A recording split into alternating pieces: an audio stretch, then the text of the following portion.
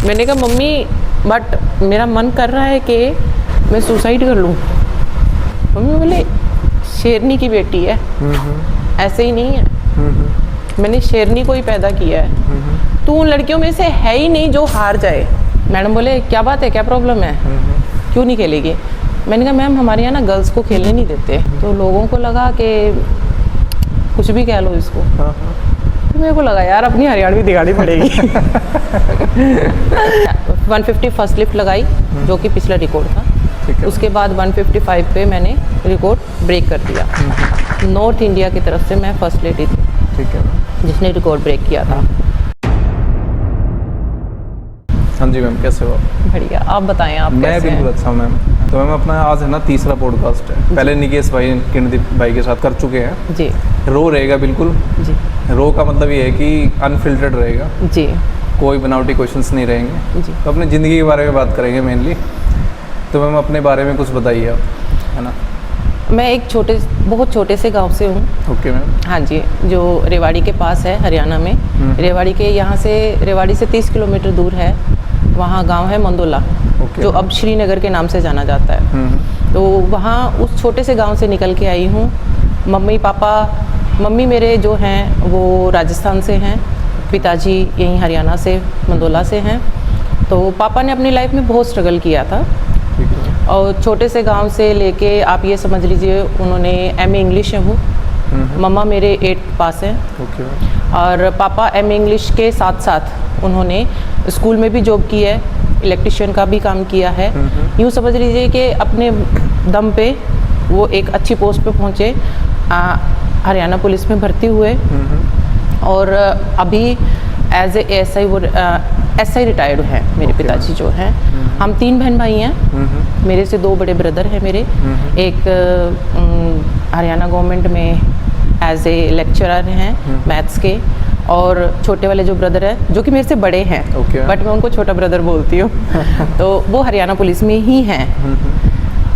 पापा बिल्कुल खिलाफ थे कि वो हरियाणा पुलिस में ना जाएं, बट उनकी इच्छा थी कि गवर्नमेंट जॉब मिले। ठीक है। तो उन्होंने एथलीट थे वो, अपने स्पोर्ट्स कोटे से वो लगे हैं हरियाणा पुलिस में। अब सिरसा जो कि हरियाणा में ही है, वहाँ पे पोस्टेड हैं एज ए ASI। तो मैम अभी आप स्पोर्ट्स पर्सन हो, हाँ। कैसे जर्नी स्टार्ट हुई आपकी? जर्नी ऐसे शुरू हुई कि मैं बहुत छोटी थी। मैं जो छोटा वाला भाई है वो मुझे बहुत प्यारा है। Okay ma'am. तो मैं बताऊँ छोटेपन की, तो जब मैं 3 साल की थी तो उनके साथ स्कूल जाने लग गई थी, जबकि पहले टाइम में 6 साल से पहले बच्चे को स्कूल में नहीं भेजते थे। तो उनके साथ साथ मैं स्कूल चली गई थी। मुझे मेरे टीचर ने 2 बार फेल किया इसीलिए कि ये सिर्फ 7 आ रही है, बट अभी ये पढ़ाई की उम्र नहीं हुई है इसकी। बट मैं स्कूल जाती थी। वहीं से भाई के लिए एक जिसको कहते हैं ना चहीता भाई, तो उनके साथ साथ जब वो खेलने लगे उनके साथ साथ स्टेडियम चली जाती थी, यूँ ही घूमती थी। जो मेरे दादाजी थे वो फौज में थे, फौज से रिटायर्ड हैं। वो स्पोर्ट्स के खिलाफ थे। बट मेरी मदर, भगवान ने मेरे को ना बहुत ही जो कहते हैं ना एक जन्नत जिसको बोलते हैं माँ के लिए, वो है मेरे लिए, देवी हैं वो मेरे लिए। तो उन्होंने बोला कि नहीं, जो चीज़ मैं नहीं कर पाई वो मेरी बेटी करेगी। तो मेनली आपकी माँ का सपना? मेरे गॉडफादर मेरी मदर है। Okay ma'am. हाँ जी, मेरे गॉडफादर लगा लो, गॉड मदर लगा लो, वो मेरी मदर है मेरे लिए। और पापा ने कभी किसी चीज़ के लिए मना नहीं किया। जो मम्मी को सौंप रखा था हम तीनों बहन भाइयों को, जो मम्मी ने कहा वो डन है कि मम्मा पापा का काम था जॉब करके घर पे पैसे देना, मम्मा का काम था हमको संभालना। तो पूरी तरह से मम्मा को मैं कहूँगी कि भी टचवुड ऐसी मत सबको दे और मुझे हर जन्म में दे। बिल्कुल। हाँ जी। तो उन्होंने कहा कि मैं 11th क्लास में थी तब मैंने मेरा स्पोर्ट्स शुरू किया था, बट मैं 8th क्लास में थी तब मेरे ब्रदर के साथ स्टेडियम जाती थी। और 3 साल में सिर्फ यही था कि मुझे स्पोर्ट्स पसंद था, तो मैं जाके दौड़ के वापस आ जाती थी। फिर उन्होंने मैं कॉलेज में गई। मेरी हाइट माशाल्लाह भगवान की दया से उस वक्त अच्छी थी, हाइट हेल्थ अच्छी थी। तो हमारी DP मैडम थे एक, सुमन मैडम, तो उन्होंने बोला कि इस लड़की को बुला के लाओ। तो मैं गई। उस समय मैम आपकी एज क्या थी वैसे? उस समय सर मैं होंगी 16 साल की। Okay ma'am. हाँ जी, मेरा 77 का बर्थ है। वैसे कागजों में 78 का है वैसे मैं 77 का बर्थ है। तो उस समय 11th क्लास में ना ब्रदर खेलता था, मेरा बड़ा भाई पहले से कॉलेज में था, छोटा भी उसी में गया। तो पापा ने बोला कि मैथ्स लेना है, ठीक है। बट मेरे को मैथ अच्छा नहीं लगता था। मैथ मेरे को भी अच्छा नहीं लगता था वैसे कभी अच्छा लगा ही नहीं मेरे को। सही बताऊं तो डैडी मुझे मैथ और संस्कृत पढ़ाना चाहते थे कि या तो मैथ्स के लेक्चरर बने या संस्कृत के शास्त्री बने। बट वो कहते हैं ना, झुकाव बच्चे का जिस तरफ जाता है बच्चा उसी तरफ खिंचा चला जाता है। डीपी मैडम ने बुलाया, बोले इस लड़की को बुला के लाओ। मैं रैंडमली, वहाँ बॉल पड़ी हुई थी, तो रैंडमली चलते चलते ना मैंने बॉल उठाई और पोल के अंदर मार दी। दूर बैठी थी वो, दूर कहीं से देख रही थी। एक दिन देखा, 2 दिन देखा, मेरा डेली का यही काम होता था। मैंने उठाया बॉल को और फेंक दिया। वहीं हमारी एक दीदी थी सीनियर, लीना दीदी थी, तो उन्होंने बोला लड़की इधर आ। मैंने कहा हाँ जी दीदी, खेलेगी? मैंने कहा नहीं दीदी, हमारे ना अलाउड नहीं है खेलना। तो बोले आपको मैडम बुला रहे हैं। गई, मैडम बोले क्या बात है, क्या प्रॉब्लम है, क्यों नहीं खेलेगी? मैंने कहा मैम हमारे यहाँ ना गर्ल्स को खेलने नहीं देते। तो मैंने कहा मेरे दादाजी को पसंद नहीं है। तो मैम के पता नहीं मन में क्या आया, उन्होंने 4-5 लड़कियों को, वो टीम बनी हुई थी हमारी कॉलेज की ना, 4-5 लड़कियों को बोले ये इसका घर जानते हो?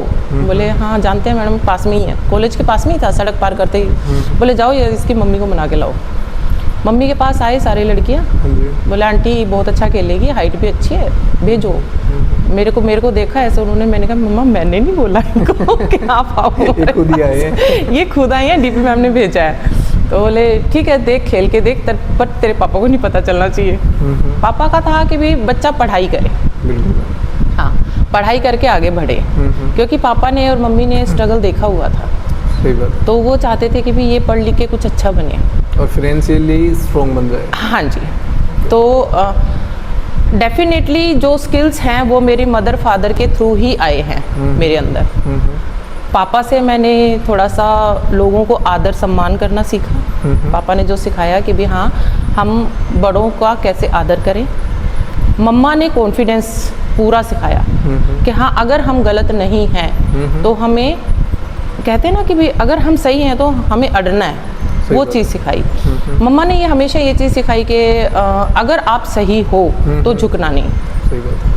पापा ने ये सिखाया कि अगर आप आगे वाले का 2 बार सम्मान करोगे ना तो 1 बार वापस आएगा, लेकिन अगर आप गलत बोलोगे तो वो गलत ही सुनोगे।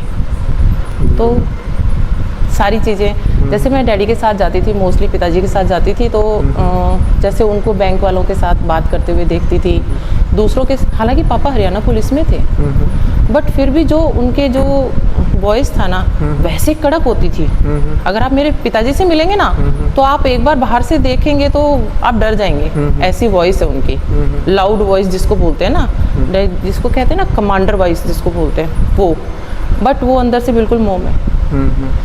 तो मैं उनको देखती थी, मैं लेकिन सबको देखती थी ना कि पिताजी के ना बहुत सम्मान करते थे वो। बिल्कुल। तो वो जो चीज़ थी ना वो बच्चे के अंदर, कहते हैं ना कि भी बच्चा छोटेपन से ही सब कुछ सीखना शुरू कर देते हैं, ये सही है।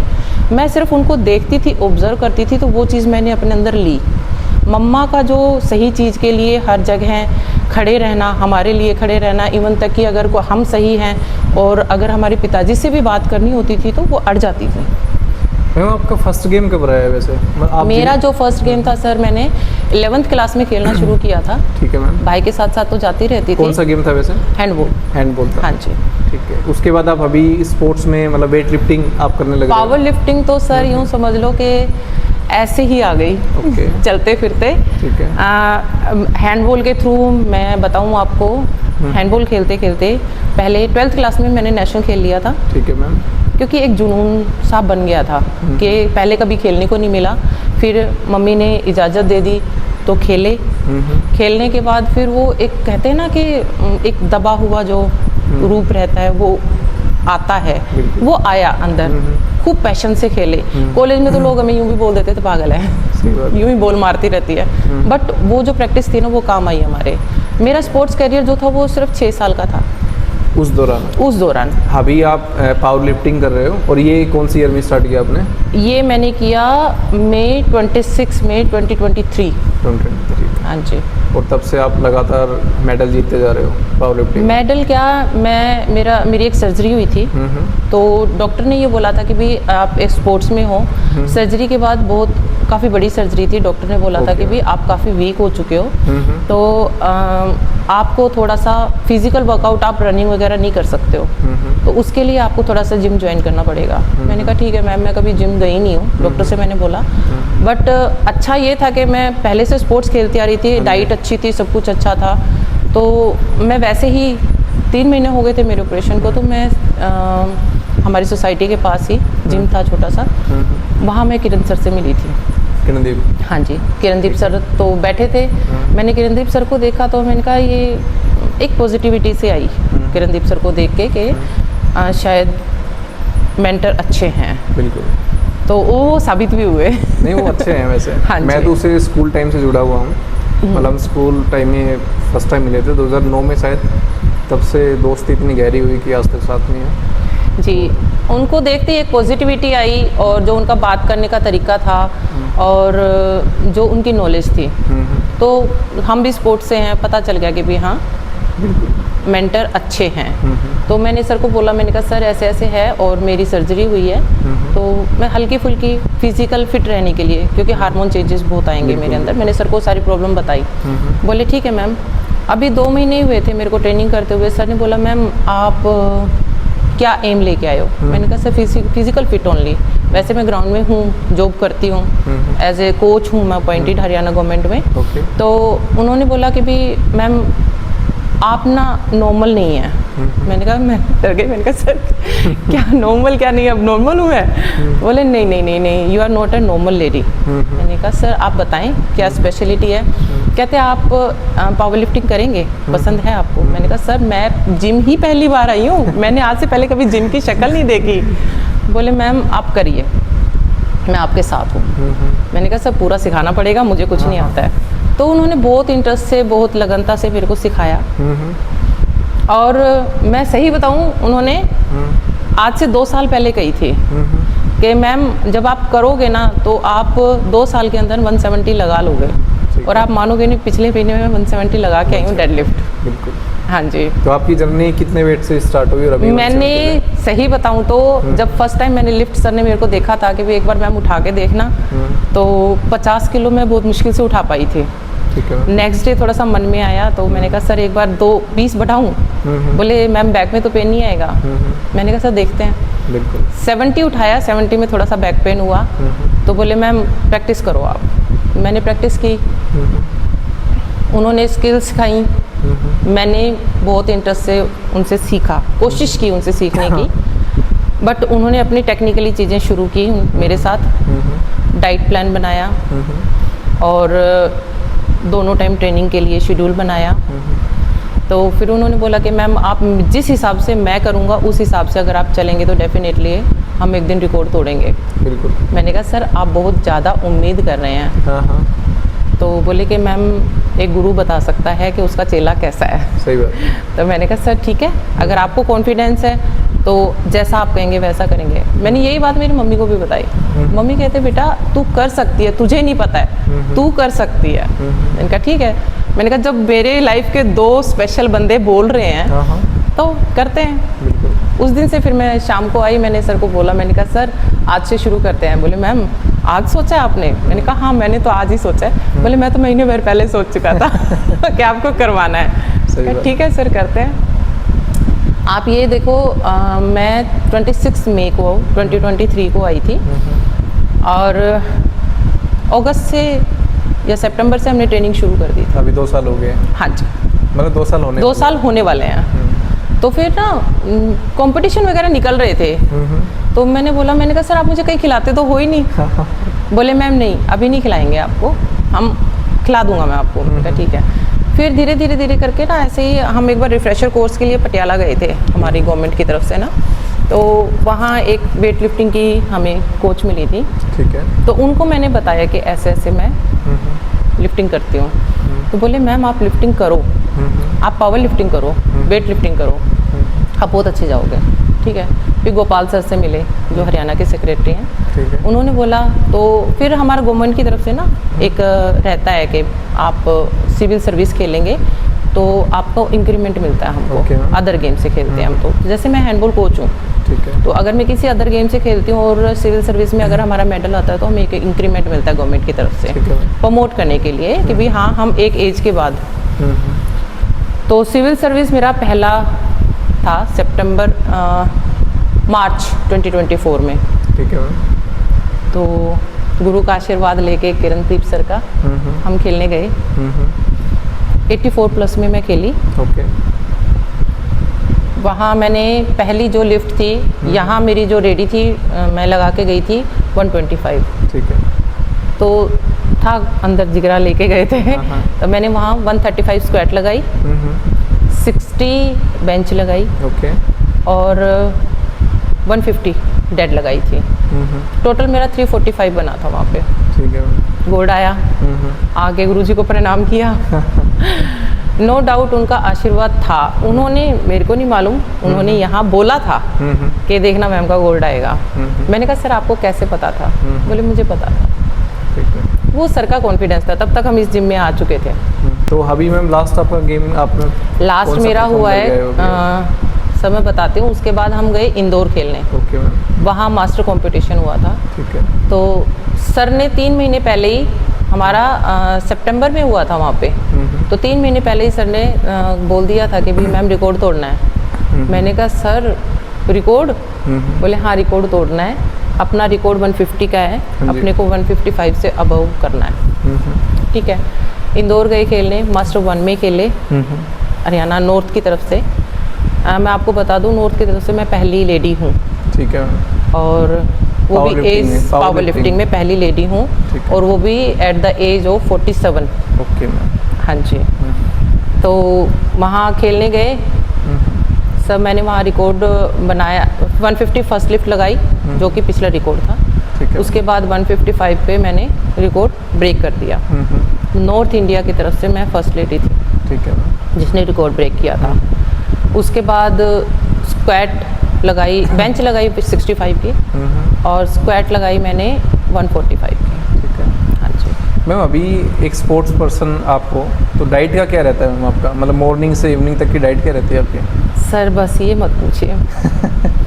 मैं बताऊँ आपको, एक कामयाब स्पोर्ट्स पर्सन बनने के लिए ना डिसिप्लिन बहुत ज़रूरी है। ठीक है। चाहे वो आपका डाइट का हो, आपका चाहे वो हो खाने पीने से लेके, ठीक है, सोने से लेके, आपकी जॉब, आपके घर की जिम्मेवारियाँ, और सबसे ज़्यादा फिज़िकल वर्कआउट। बिल्कुल। ये पूरा डिसिप्लिन आपको बना के ही चलना पड़ेगा। अगर आप मेरी डेली रूटीन पूछें, 4:30 उठती हूँ। ठीक है। सर ने मील बना रखी है, मील लेती हूँ। ठीक है। जिसमें मील में बताऊँ आपको, मैं पहले प्योर वेजिटेरियन थी। सर ने बोला कि मैम अगर पावर लिफ्टिंग में अच्छा होना है तो थोड़ा सा डाइट में चेंज करना पड़ेगा। मैंने कहा सर जैसा आप कहें। तो एग्स लेती हूँ मैं। Okay ma'am. बॉइल्ड वेजिटेबल्स लेती हूँ। No sugar, no fat.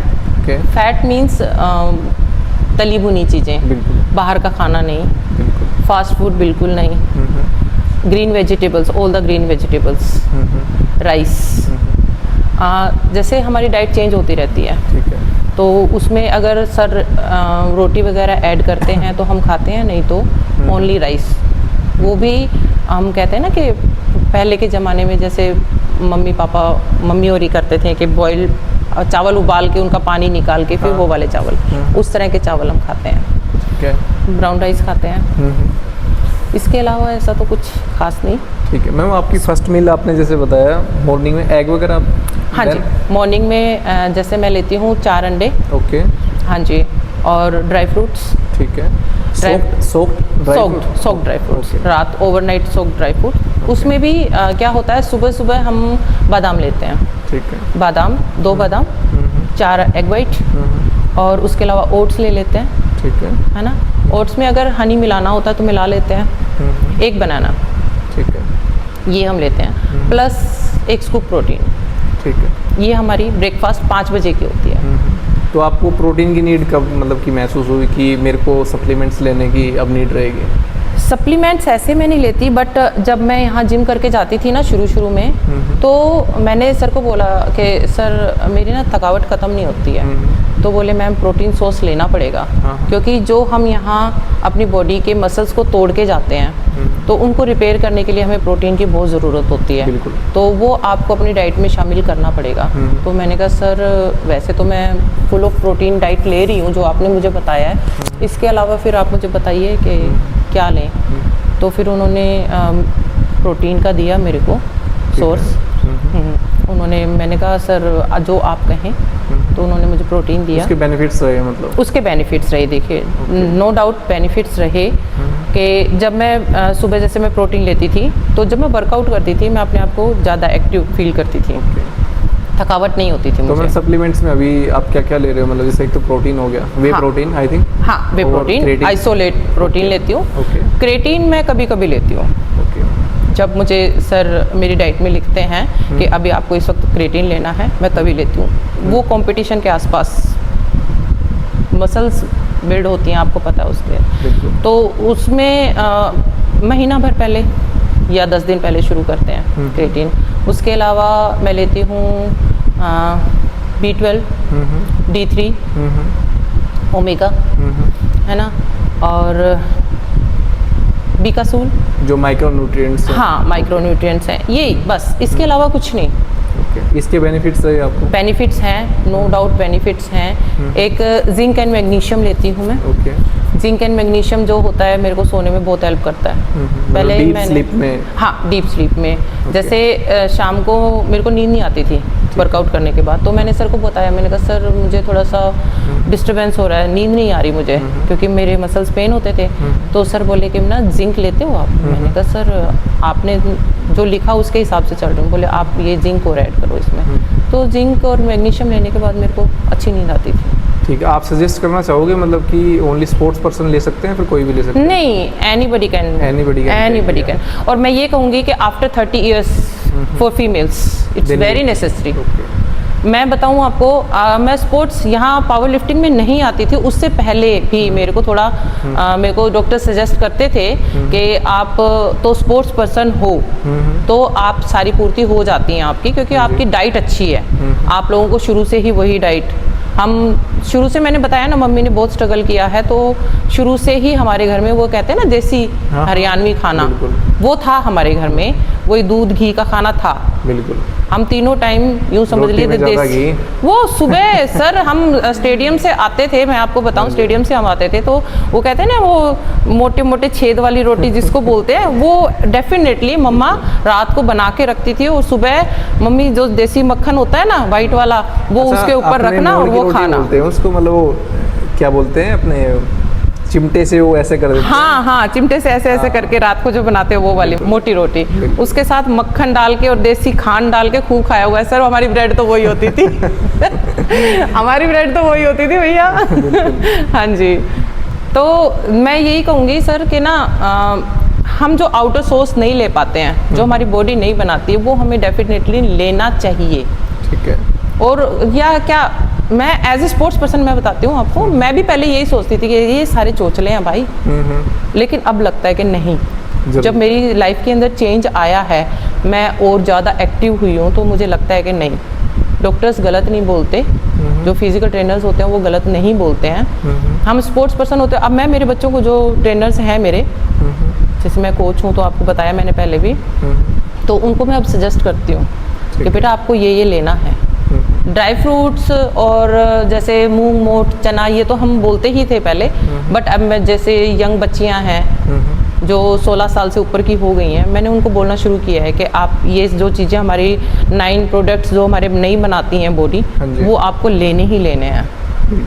तो बाकी ये है कि भी आपकी बॉडी जो चीज़ नहीं बना रही है वो हमें आउटर सोर्स से लेना पड़ेगा। यूँ ही नहीं आई थी मैं जिम में। कुछ कहते हैं ना कि लाइफ में बहुत सी मुश्किलें आती हैं, तो जो वो दौर था काफ़ी मुश्किलों भरा था। एक टाइम ऐसा था कि बहुत खुशियाँ थी लाइफ में, एक टाइम ऐसा आया, लाइफ में चेंजेस आते रहते हैं। बिल्कुल। तो कहते हैं ना कि बेटा चला गया था, ठीक है मैम। इन लॉज ने ले लिया था उसको। ठीक है, एडॉप्ट कर लिया था मैम? नहीं, ठीक है। 18 साल का बेटा जो मैंने 18 साल तक पाला था, उसको मेरे इन लॉज ने बहका के ले लिया था। ठीक है। और उन्होंने ये बोल दिया था कि अब आ जी कैसे जिएगी, जिस परिवार की 18 साल सेवा की, उन्होंने मुझे बोला कि अब जी कैसे जिएगी अकेले। तो मैंने आपको पहले भी बताया कि मेरी जो गॉड फादर है वो मेरी मदर है। okay. मेरी मम्मी ने बोला कि बेटे किस लिए रो रही है। मैंने कहा मम्मी, एक बच्चा जिसको 18 साल पाला और उन्होंने ये बोल दिया कि जिसको पैदा किया और उन्होंने ये बोल दिया कि ये तेरा नहीं है, okay. तो मैं कैसे जीऊँ। तो मैम अभी जो आपका बेटा आपके साथ में या फिर? हाँ, अभी साथ में आपके। मम्मी ने सिर्फ इतना बोला कि बेटा जो तेरा है ना वो कहीं जाएगा नहीं, और जो तेरा नहीं है वो कभी तेरे पास आएगा नहीं। बिल्कुल मैम। तो बोले बेटे तेरे अंदर कोई कमी नहीं है, अगर तू ठीक है तो तेरे को सब कुछ मिलेगा। बिल्कुल। मैंने कहा मम्मी बट मेरा मन कर रहा है कि मैं सुसाइड कर लूँ। मम्मी बोले शेरनी की बेटी है, ऐसे ही नहीं है, मैंने शेरनी को ही पैदा किया है, तू उन लड़कियों में से है ही नहीं जो हार जाए। बिल्कुल। एक टाइम सच्ची बताऊं सर, बेड पे लेटी हुई थी and I was alone. Job कर रही थी, डेफिनेटली है, जॉब करने का जो था एक सहारा जीने का, एक जॉब भी था मेरे पास। तो मैंने बोला मम्मा अगर कुछ हो जाता है मेरे को तो बेटे को देख लेना। मम्मी ने सिर्फ इतना बोला बेटे क्या सोच रही है। मैंने कहा पता नहीं, जीने का मन नहीं कर रहा। फिर वही मम्मी जो समझाती थी ना दिमाग में बैठ जाता था।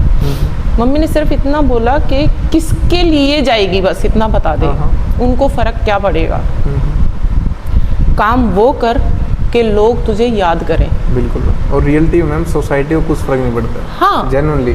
हाँ, किसी को कुछ फर्क नहीं पड़ता, कुछ दिन के लिए याद करते हैं, उसके बाद भी किसी को कुछ फर्क नहीं पड़ता। मम्मी ने बोला, मम्मी ने कुछ ऐसा बोला कि मम्मी बोले कि ना बेटा अगर तू दुनिया से हार के फिर जाएगी तो 5 दिन बाद मैं भी तुझे भूल जाऊंगी। बिल्कुल। जबकि तू मेरे पेट से पैदा की हुई है, मैं तुझे याद नहीं रखूंगी, काम वो कर कि दुनिया याद करे। बिल्कुल। मैंने कहा ठीक है। मम्मी बोले ऐसे पड़ी रहेगी तो डिप्रेशन में जाएगी, बाहर निकल, दुनिया बहुत बड़ी है। बिल्कुल मैम। बाहर निकल, जिंदगी को जी। मैंने कहा ठीक है, जिंदगी को जिएंगे अब। बोले अपनी मर्जी से जी यार, मैं हूँ तेरे साथ, तेरे को कोई कुछ नहीं कहेगा। मैंने कहा देख लो, सीमाएं भी पार होंगी। बिल्कुल। बोले जो तुझे पार करना करना, मैं हूँ तेरे साथ। सही बात है। मैंने कहा मम्मा लोग कहेंगे क्या कर रही है। आपको बता दूं मैं, आज हम बहुत मॉडर्न है, बट आज भी जब मैं मेरी कॉलोनी से निकलती हूँ ना तो लोग ऐसे देखते हैं मुझे। रात को यहाँ से जिम से 9:30 बजे 10 बजे मैं जाती हूँ ना तो लोग ऐसे देखते हैं मुझे। वो बात अलग है कि हमने अपना इतना अच्छा मेंटेन कर रखा है, अपने आप को, अपना स्टैंडर्ड मेंटेन कर रखा है कि हमें कोई कुछ कहता नहीं है। बट दकियानूसी लोग आज भी हैं लाइफ में, लोग बातें करते हैं, हर जगह मिलते हैं। बट मैं ये कहूँगी आप अपनी ज़िंदगी को ना अपने नज़रिए से जियो। बिल्कुल। अपने लिए जियो। क्या आपके घर में कोई तकलीफ़ें आती हैं, दुनिया आपको पूछने आती है? कोई नहीं आती। कोई नहीं आता। अगर आप बीमार हो, दुनिया आपकी सेवा करने आती है? नहीं आती। और लाइफ का एक मैं बहुत बड़ी सच्चाई बताऊँ आपको sir, if you are good, आप सही हो, आपकी हेल्थ सही है, आप दुनिया से डरो नहीं, आपको ही अपना करना है जो करना है। You can do your self. आप अपने आप से ज़्यादा किसी का नहीं कर सकते, और आप जी रहे हो अपने लिए जी रहे हो, किसी के लिए, किसी के ऊपर एहसान नहीं कर रहे हो। तो जैसा ज़िंदगी जीनी है ना वैसे जियो। एक चीज़ आपने महसूस की होगी, जो अपन फिजिकल वर्कआउट करते हैं यहाँ पे जिम में, वो एक मेंटल पीस मतलब अलग ही देता है ना? वो मैं कहती हूँ कि मैं जब यहाँ आ जाती हूँ ना, मैं एक दूसरी दुनिया में होती हूँ। मुझे किसी तरह की कोई टेंशन नहीं होती है। कल की बात बताती हूँ, कल हम प्रैक्टिस कर रहे थे, मैं आई थी 5 बजे और यहाँ से गई हूँ 9:30 बजे। मेरे फ़ोन में 20 मिस कॉल थी। मैं किसी को अटेंड नहीं करती, क्योंकि यहाँ एक अलग पीस होता है। मैं एक अलग दुनिया में होती हूँ। और आप जब वर्कआउट करके बैठते हो, जब बॉडी पेन कर रही होती है, मीठा पेन बोलते हैं उसको। हाँ। और जैसे आप बैठते हो तो लगता है कि अरे योगा देखा जाएगा, मतलब कितनी प्रॉब्लम्स हो फिर भी लगता है कि कोई नहीं, देख लेंगे, हो जाएगा, सोल्व हो जाएगी। कई बार यहाँ हम जब वर्कआउट कर रहे होते हैं तो जैसे हम बाइसेप्स की ट्रेनिंग करके सामने से कोई दूसरा बेंच लगा के आ रहा है, ऐसे आंखें मिल जाती है ना कई बार, तो वो भी ऐसे पेन में होता है, हम भी ऐसे पेन में होते हैं तो मैं उनसे पूछती हूँ किसी ने कहा है, डॉक्टर ने कहा है आपको करने के लिए? कहते नहीं मैडम, ये एक दर्द अलग ही दर्द है, पर ये बड़ा प्यारा दर्द है तो हम कहते हैं, मैंने कहा हमें किसी ने कहा नहीं है, बट ये हम हमारे लिए कर रहे हैं और ये दर्द अच्छा है सर। मैं भी कोरोना जब स्टार्ट हुआ था तो मेरा बड़ा भाई और मैं, बड़ा भाई आर्मी की तैयारी कर रहा था, तो उस दौरान हम गर्मी में जाते थे रनिंग करने के लिए, ओनली बस ये टेस्ट करने के लिए कि हमारी कैपेसिटी कितनी है, कितना हम ब्रेक कर सकते हैं अपनी बॉडी को। तो विदाउट वाटर मतलब दौड़ रहे हैं, 5 किलोमीटर क्रॉस कंट्री लगा रहे हैं, 10 किलोमीटर दौड़ रहे हैं, तो एक अलग ही मज़ा था उसका, मतलब बॉडी को टेस्ट करने का मौका मिलता था। मैं बताती हूँ सर, जब हम नेशनल इंस्टीट्यूट ऑफ पटियाला में हम NIS कर रहे थे, हैंडबॉल में मैंने NIS किया हुआ है। हाँ जी। हमारे इंडिया में 4 ही इंस्टीट्यूट है, उसमें से टॉप पे अपना पटियाला है, वहाँ हमारा एडमिशन हुआ था। तो सर हमें ना कंटिन्यू ट्रेनिंग करवाते थे। ठीक है। तो उसमें ना हमें कुछ नहीं करना होता था, जस्ट हमें दूर तक दौड़ के वापस आके ना अपनी हार्ट बीट चेक करनी होती थी। सभी अपनी अपनी हार्ट बीट चेक करके और बताते थे हम।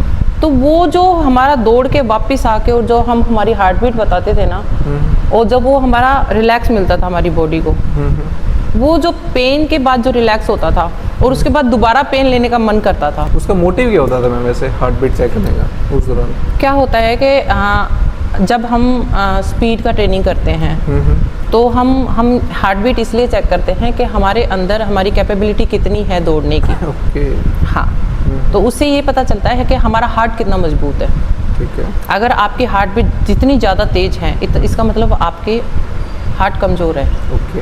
और आप जैसे जैसे आप उसको अडेप्ट करते चले जाएंगे, आपका हार्ट की वॉल्यूम जो है वो बढ़ती चली जाएगी। ओके। तो नॉर्मल अगर पंप हो रहा है तो then it's okay, but heart beat fast normal नहीं। ओके। अगर आपकी बीट्स कम आ रही हैं तो आप फिट हो। ठीक है, बिल्कुल। अगर मान लो अगर किसी की 120 से अबव जा रही हैं, 150 से अबव जा रही हैं, है ना, तो वो डिपेंड करता है। धीरे हमारी जैसे जैसे ट्रेनिंग बढ़ती चली जाएगी ना, वैसे वैसे हमारी हार्ट बीट्स जो है वो कम होती चली जाएंगी। इसका मतलब आप हमारी हैंडबॉल कोच भी हो, साथ में पावर लिफ्टिंग भी आप करते हो, लिफ्ट भी हो आप, तो आप गर्ल्स को क्या मैसेज दोगे, मतलब कि उनको स्पोर्ट्स में आने के लिए स्पेशली क्या क्या उनके लिए अपॉर्चुनिटीज़ है? मैं बताती हूँ आपको कि अभी फ़िलहाल मैं गर्ल्स को ही ट्रेनिंग देती हूँ। ओके। हाँ, और मैं गर्ल्स को ट्रेनिंग भी सिर्फ इसीलिए दे रही हूँ कि मैंने ना बहुत लड़कियों को के अंदर बहुत टैलेंट देखा है, बट कुछ समाज को देख के, कुछ अपने पेरेंट्स को देख के और वो बैकआउट कर जाती हैं। ठीक है। तो मैं उनको बोलती हूँ कि बेटा मैं तुम्हारे साथ हूँ। जैसे मेरे को मेरी मम्मा का साथ मिला है, मेरे परिवार का साथ मिला है, मेरे फादर का साथ मिला है, मेरे भाइयों का साथ मिला है, ऐसे ही मैं उनको बोलती हूँ, उनके पेरेंट्स को भी फ़ोन करती हूँ कि नहीं, आपकी बच्ची के अंदर टैलेंट बहुत है। और गर्ल्स को अपॉर्चुनिटीज़ बहुत है सर, जॉब्स बहुत है। सबसे बड़ी बात है कि उनको दुनिया के आगे अपने आप को रिप्रेजेंट करना, अपने आप को डेवलप करना, अपना सेल्फ डिपेंडेंट होना बहुत ज़रूरी है आज के ज़माने में, बहुत ही ज़्यादा ज़रूरी है। इंडिपेंडेंट होना बहुत ज़रूरी है। आज हम इंडिपेंडेंट हैं अपने ऊपर, तो हम हमारी लाइफ जी रहे हैं और बहुत अच्छे से जी रहे हैं। तो गवर्नमेंट में मैम क्या क्या उनके लिए स्कोप रहता है? अगर गवर्नमेंट में अगर आप नेशनल में आपका मेडल है, अच्छा, तो आपको डायरेक्ट आपको गवर्नमेंट जॉब मिलती है। ओके, नेशनल में मेडल है तो एग्जांपल किसी ने अगर हैंडबॉल में मेडल लिया है नेशनल लेवल पे, तो उसको गवर्नमेंट जॉब मिलती है। आपको 45 मार्क्स मिलेंगे, आपका जो टेस्ट होगा उसमें आपके नंबर होंगे, प्लस 45 स्पोर्ट्स के मिलते हैं आपको। वो तो आपका डेफिनेटली, अगर आपका नेशनल पोजीशन में तो वैसे ही आपको डायरेक्ट भर्ती मिल जाती है, फौज में भी मिल जाती है, हरियाणा पुलिस में भी मिल जाती है, और स्पोर्ट्स कोटे से आप कोच भी बन सकते हो। ये अपना डिप्लोमा अगर करते हो तो आप स्कूल्स में भी as a PTI as a DP job कर सकते हो, और अगर मास्टर डिग्री कर लेते हो, PhD कर लेते हो, स्पोर्ट्स से अपना फिजिकल एजुकेशन के थ्रू कर लेते हैं, तो आप एज ए लेक्चरर हो गए, स्पोर्ट्स लेक्चरर हो गए। और पावर लिफ्टिंग में भी ऐसे है?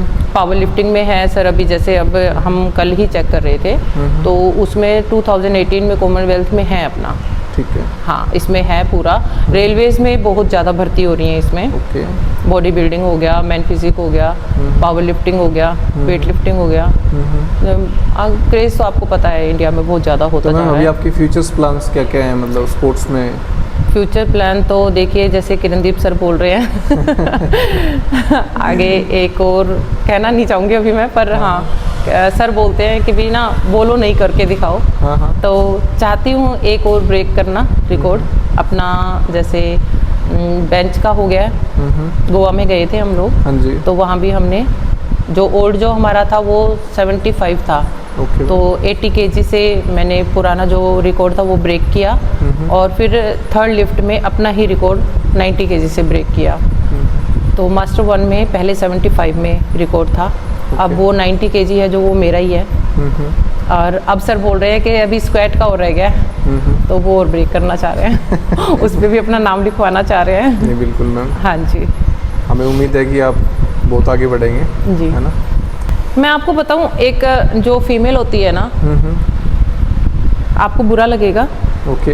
हाँ, नॉट एन इशू मैम। दरअसल ये जो कहते हैं ना कि पुरुष प्रधान देश है, वाकई में हमारा देश जो है ना वो पुरुष प्रधान है। ठीक है। हाँ जी। यहाँ अगर एक लेडी अगर ग्रोथ कर रही है ना, तो सबसे पहले कहते हैं ना कि पुरुषों को बुरा लगता है। ठीक है। पहले ही मैं बोल रही हूँ, सॉरी। मैंने ये चीज़ नोट की है कि अगर एक लेडी आगे बढ़ रही है और सामने पुरुष है, तो वो ईगो पे ले जाते हैं ठीक है। कि ये एक महिला होके आगे क्यों बढ़ रही है। उसके सामने ना बहुत सारे, जिसको कहते हैं ना रुकावटें, हर्डल्स। हाँ, हर्डल्स डालते ही डालते हैं। ऐसा नहीं है, मैं कहना नहीं चाहूँगी, बट हर्डल्स मेरे आगे भी बहुत आ रही हैं। ठीक है। बट मैं उनकी परवाह नहीं कर रही हूँ। आप उस लेवल से मैं ऊपर उठ चुके हो, पहली बात तो। हाँ, मैं उन हर्डल्स को ना ऐसे क्रॉस करके निकल गई हूँ निकल जाते, जम करके चले निकल जाते। गई हूँ। और मैं डेफिनेटली यही चाहूँगी, मैं मेरी बच्चियों को यही सिखाती हूँ ग्राउंड पे। मैंने कहा बेटा, लाइफ छोटी नहीं है, अभी आप मम्मी पापा की गोद में हो। जब आप इस गोद से बाहर निकलोगे ना, तो लाइफ बहुत स्ट्रगलिंग है। बिल्कुल। इवन एक लड़की का अपना घर छोड़ के दूसरे घर में जाना एक दूसरी ज़िंदगी है, और उस घर परिवार के हिसाब से जीना और अपने आप को ग्रोथ करके मेंटेन रखना एक बहुत बड़ा चैलेंज होता है। बिल्कुल। उसमें आप हर एक के मनपसंद नहीं हो सकते हो, बट अगर आप अपने मनपसंद हो ना, तो आप सब कुछ कर जाओगे। सबसे पहले मैं ये कहूँगी कि एक लड़की को ना अपने आप से प्यार करना आना चाहिए। जिस दिन आपने अपने आप से प्यार कर लिया ना, आप सबसे प्यार करना अपने आप सीख जाओगे। आपने नोट किया होगा कि अगर एक लड़की राह में चल भी रही है ना, तो उसको जज किया जाता है। ओके। हर कोई जज करता है। मैं ऐसा नहीं है कि जिम में, बाहर भी मैं चलती हूँ ना रास्ते में, तो मैं देखती हूँ कि हाँ यार, सामने से अगर कोई निकलता है ना, तो वो ये देखता है, लड़की को ऐसे मुड़ के देखेगा। मैंने कहा भैया ये क्यों जज कर रहा है, पहले खुद को तो जज करो। सही बात है। खुद को जज करो भैया, बाद में उस लड़की को जज करना कि वो क्या कर रही है, कैसे चल रही है। यहाँ यूँ तक कि एक लड़की का चलना भी जज किया जाता है। मैं फर्स्ट टाइम जब हरियाणा में आई थी ना, तो मैं हरियाणा मैंने छोड़ दिया था 2003 में। मेरी शादी हो गई थी राजस्थान में। ठीक है। मैं यहाँ पे आई हूँ 2017 में। नो डाउट राजस्थान में सॉफ्ट स्पोकन है, मैं सिरसा में रही हूँ, वहाँ भी सॉफ्ट स्पोकन है। वापस मैं रेवाड़ी में आई तो लोगों को लगा मैं थोड़ा सॉफ्ट थी, तो लोगों को लगा कि कुछ भी कह लो इसको। तो मेरे को लगा यार अपनी हरियाणवी दिखानी पड़ेगी दिखानी पड़ेगी। तो सामने से ना एक लड़का आ रहा था, मैंने कहा बेटा आप ना ये बाइक हटा लो यहाँ से। वो क्या बोला मेरे को, तेरी ज़मीन है।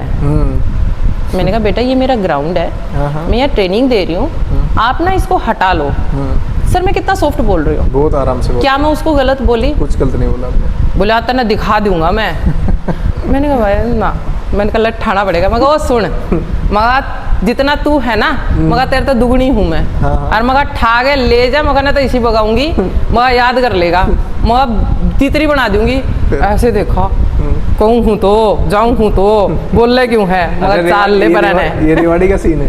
ये रेवाड़ी का मेरे ग्राउंड का सीन है। पहले मेरा ग्राउंड ना रो ग्राउंड था। अच्छा। हाँ जी, तो वहाँ पे चार दीवारी नहीं थी, तो खाली मैं ग्राउंड में बच्चों को, मैं जस्ट यहाँ ट्रेनिंग दे रही हूँ, सामने मेरे स्टूडेंट्स खड़े हैं, बीच में से बाइक लेके जा रहा है। तो मैंने जस्ट उसको बोला, मैंने कहा बेटा यहाँ से एक बार ले गया, हमने अवॉइड किया, दूसरी बार लेके आया, मैंने कहा भाई क्या कर रहा है, तो उसको लगा यूं ही है।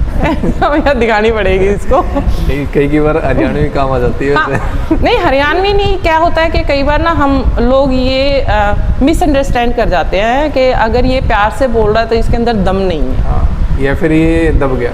दब गया। और मैं बता दूं, हरियाणा वाले दबते नहीं दबते नहीं है मैम, बिल्कुल नहीं दबते। दबे क्यों? बिल्कुल, जो गलत है वो गलत है। हाँ, और हम तो वैसे ही हार्ड वर्कर है। नहीं, बात तो है।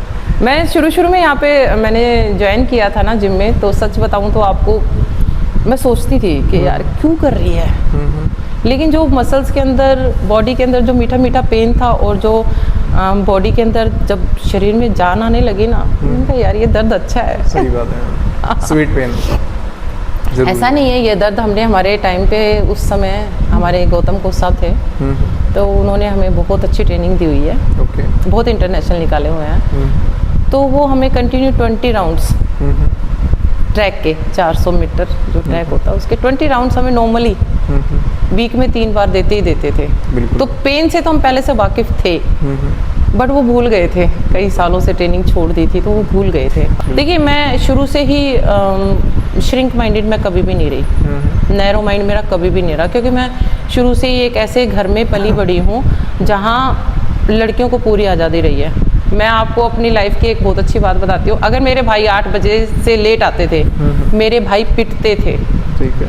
और अगर मैं 8 बजे के बाद आई हूँ, मेरे मम्मी पापा को मेरे ऊपर इतना कॉन्फिडेंस था या इतना विश्वास था, मुझे मेरे मम्मी पापा कभी कुछ नहीं कहते थे। और यही कारण है कि मैं हमेशा मर्यादा में रही हूँ, हमेशा डिसिप्लिन में रही हूँ, और मैं आगे ग्रोथ किया है मैंने। क्योंकि मेरी मम्मी ने मेरे को एक ही बात बोली थी, पापा ने एक ही बात बोली थी कि बेटा हम कर रहे हैं, आपके लिए कर रहे हैं, अगर आप हमारा विश्वास तोड़ोगे तो हम शादी कर देंगे आपकी। सही बात। क्या कर लोगे आप, हमने तो शादी करनी ही करनी है।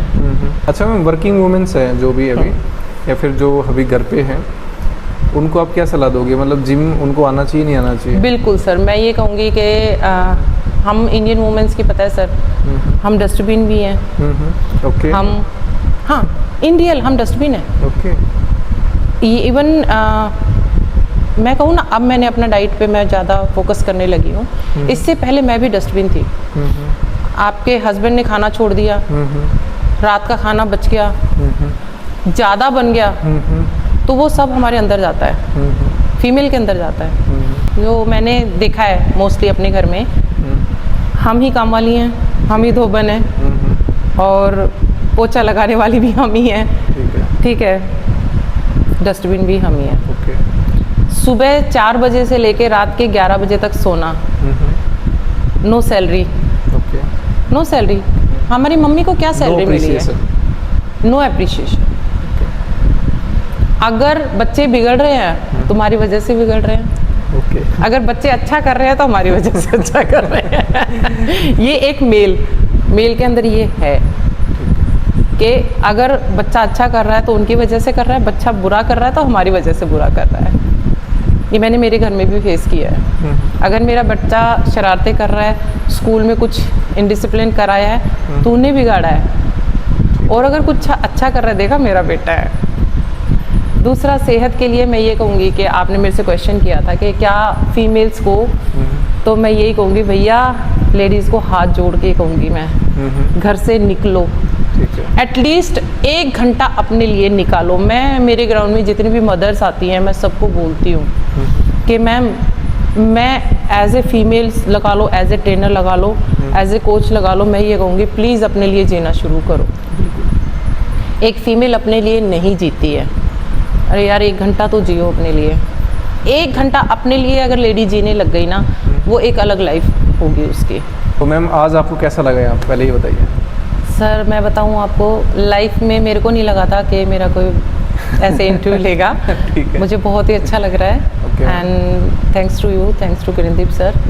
तो बहुत अच्छा लग रहा है कि हाँ जिंदा हैं लग रहा है कि लाइफ में कुछ कर रहे हैं ऐसा नहीं है कि लाइफ में कुछ किया नहीं है। मैंने बहुत मेहनत की है, स्पोर्ट्स में बहुत अच्छा किया है, बट अब लग रहा है कि भी एट द एज ऑफ 47 मेरे को लग रहा है कि भी हाँ एक फीमेल जो है 40 के बाद भी ज़िंदा महसूस कर सकती है और एक नई ज़िंदगी जी सकती है। और मैं हकीकत बता रही हूँ आपको, इट्स माई न्यू लाइफ। ये एक तरह से नया एक्सपीरियंस, नई ज़िंदगी, नया तरीका, एक आज़ाद ज़िंदगी है जो शायद मैंने कभी सपने में सोची भी नहीं थी कि मैं इस तरह की लाइफ भी जीऊँगी। इन रियल मैंने कभी नहीं सोचा था कि मैं पावर लिफ्टिंग में आऊँगी, कभी आप अच्छा कर रहे हो, दिमाग में आया ही नहीं था कि पावर लिफ्टिंग भी कर सकती हूँ। आप अच्छा कर रहे हो मैम, हमें भी उम्मीद है कि आप बहुत अच्छा करोगे, बेहतर करोगे जी। तो जल्दी दोबारा मुलाकात होती है ना। Okay ma'am, thank you so much.